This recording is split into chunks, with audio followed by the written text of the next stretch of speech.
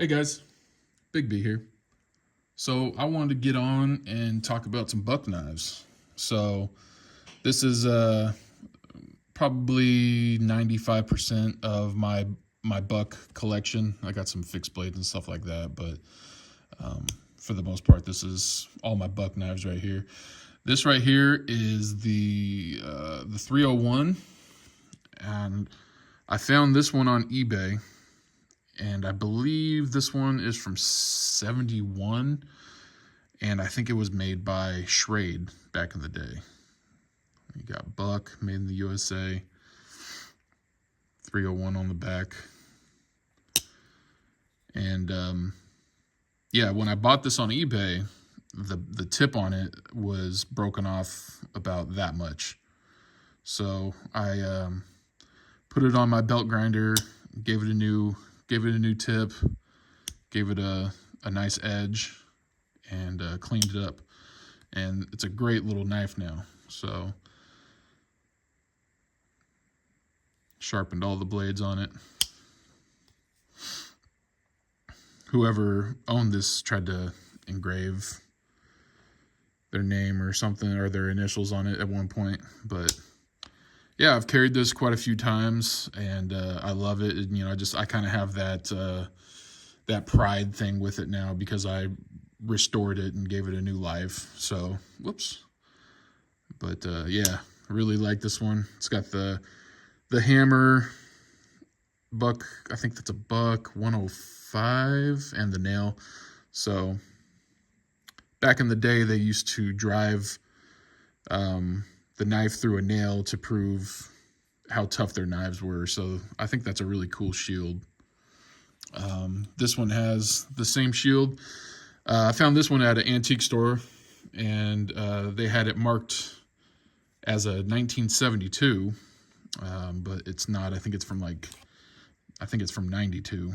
I'm not exactly sure, but anyways, it had a pretty bad chip in the blade right here, and I sharpened that out. And I think this one right here was actually made by Buck. But yeah, I definitely like this one more. But I think that's just because I gave it a new life, so it means a little bit more to me.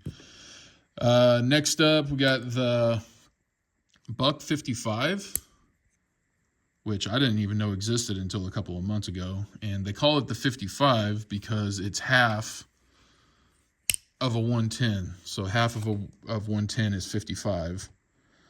But yeah, check out the size difference there. Pretty cool.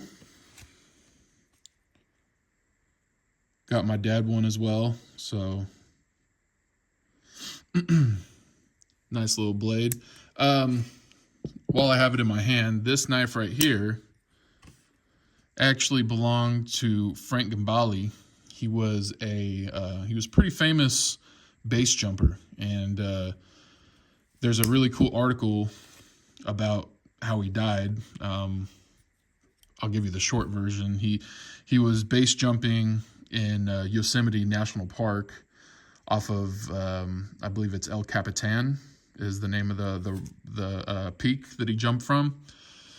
And when it's illegal to base jump in national parks, or at least back then it was, whatever. So he knew that once he hit the ground that there was going to be park rangers trying to arrest him, basically.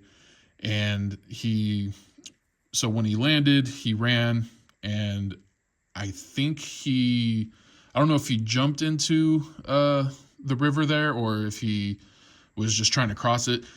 Regardless, there's an article. I think there's an ESPN article. He ended up drowning and died. So it's just it's a sad story, but I think he was 28 years old. Anyways, my dad is friends with his dad, and he had this knife, and he gave it to my dad because it was his son's, and he knew how much I was into knives. So yeah, so this was Frank Gambale's buck knife, And so anyways, just wanted to share that with y'all.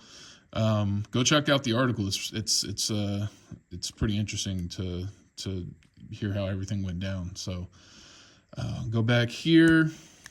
This is the buck. What is it? The 250? Yeah, it's the 250. See it there. I like this one because it kind of bridges that gap between a modern and a traditional.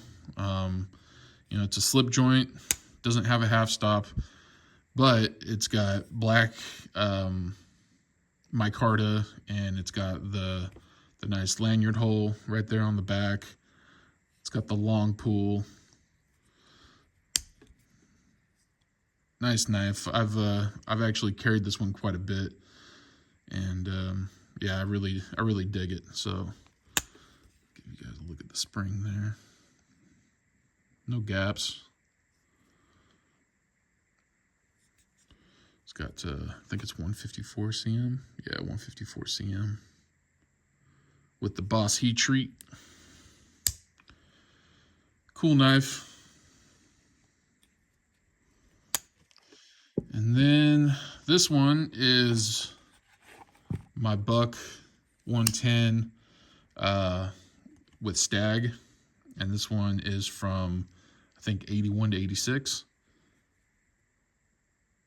And this thing is just gorgeous.